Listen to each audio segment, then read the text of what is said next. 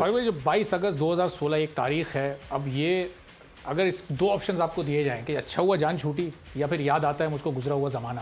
کیا آپشن پک کریں گے؟ اس زمانے کو اس لیے ترک نہیں کہتا کہ سارا بگاڑ اور خرابی اسی زمانے میں اور ملبہ کسی ایک کے اوپر ہی ڈال دیا جائے. دیکھیے, چونکہ ہم نے اپنی غلطیوں کی اصلاح نہیں کی, غلطیوں کا ادراک اور احساس نہیں کیا, تو ظاہر ہے کہ اصلاح احوال کہاں سے ہوگا.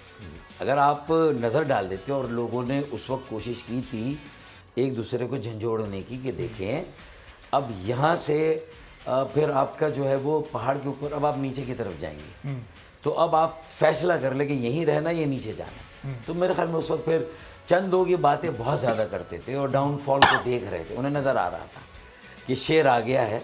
اور یہ وہ نہیں ہے کہ کہا جا رہا ہے اور آیا نہیں, آ گیا تھا شیر, لیکن نہیں کسی نے ہوش کے ناخن لیے.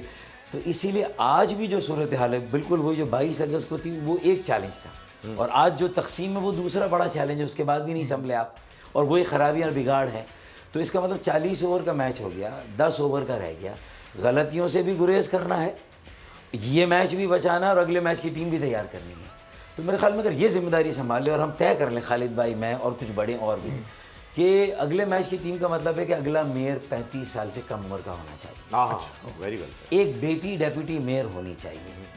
اور 65% کاؤنسل جو ہے الیکٹڈ وہ بھی 35-40 سال سے کم عمر کی. پارٹی کے سٹرکچر میں بھی 65% بشمول رابطہ کمیٹی کے